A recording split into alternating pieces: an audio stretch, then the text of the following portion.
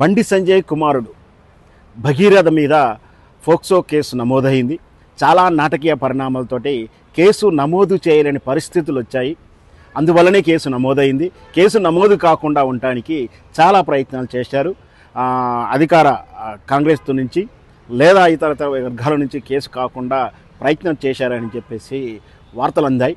స్థానిక Moinabad police station పరిధిలో ఒక మైనర్ బాలికను ప్రేమతోటి నయవంచన చేసి, మోసం చేసి, దుర్వినియోగం చేశాడు, అత్యాచారం చేశాడు, బలత్కరించాడు, ఫామ్ హౌస్ తీసుకెళ్ళి నా మీద అత్యాచారం చేశారని చెప్పి మొయినాబాద్ పరిసర ప్రాంతంలో ఒక ఆవిడ మైనర్ బాలిక పోలీస్ స్టేషన్లో కంప్లైంట్ ఇవ్వడం, అది ఈ దేశ ఉప హోంశాఖ మంత్రి కుమారుడి మీద కంప్లైంట్ కావడంతో చాలా నాటకీయ పరిణామం చోటు చేసుకున్నాయి.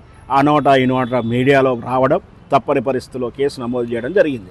భగీరథ అంటే బండి సంజయ్ కుమారుడు భగీరథ మీద ఇది ఇప్పుడే కాదు, గతంలో కూడా ఆరోపణలు వచ్చాయి.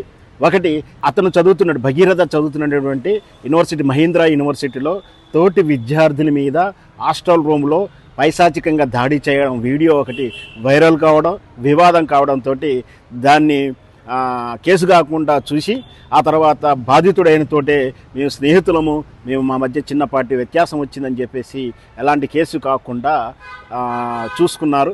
ఇంకొకటి, మహీంద్రా యూనివర్సిటీలో చదువుతున్నప్పుడు భగీరథ చదువుతున్న కాలంలోనే మహీంద్రా యూనివర్సిటీలో డ్రగ్స్ నేపథ్యంలో దాడి చేయడము, కొంతమంది విద్యార్థులను 50 మంది విద్యార్థుల దాకా డ్రగ్స్ టెస్ట్ చేస్తే దాంట్లో సుమారు 15 నుంచి 20 మంది విద్యార్థులు డ్రగ్స్ సేకరించినట్టుగా పరీక్షలో వెళ్ళడం జరిగింది. అయితే ఈ డ్రగ్స్ తీసుకున్నటువంటి నిర్ధారైనటువంటి లిస్టులో ఈ భగీరథ పేరు కూడా ఉంది, బండి సంజయ్ కుమారుడి పేరు కూడా ఉంది. కానీ మేనేజ్ చేసి అతని పేరు బయటికి రాకుండా చూశారనేటువంటి వాదనలు, ఆరోపణలు కూడా విన్నాం. అంటే ఈ విధంగా బండి సంజయ్ కుమారుడి విషయంలో ఆరోపణలు వస్తూ ఉన్నాయి. అయితే ఇప్పుడు రీసెంట్గా వచ్చింది, మొయినాబాద్ పోలీస్ స్టేషన్ పరిధిలో బాలిక చేసిన ఫిర్యాదు మేరకు అది ఫోక్సో చట్టం కింద కూడా నమోదయ్యింది. ఈ ఫోక్సో చట్టం అనేది చాలా కఠినమైన చట్టం.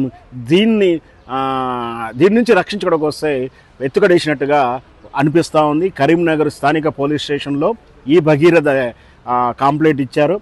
ఒకరు మమ్మల్ని హనీ ట్రాప్ చేసి బెదిరించి, మేము చెప్పినట్టు వినకపోతే, డబ్బులు ఇవ్వకపోతే మిమ్మల్ని ప్రతిష్టపాలు చేస్తామని చెప్పి మమ్మల్ని హనీ ట్రాప్ చేశారు అంటూ కూడా వాళ్ళు ఫిర్యాదు చేయడం జరిగింది. మనం సినిమాలో చూస్తున్నాం, ఈ మధ్యకాలంలో చూసాం, కోర్టు అనే సినిమాలో చూసాం. ఈ మైనరు మీద కేసులు, దాని పర్యవసానాలు ఎలా ఉన్నాయో, కౌంటర్ కేసులు ఎలా ఉంటాయో ఇవన్నీ కూడా జరుగుతున్నాయి.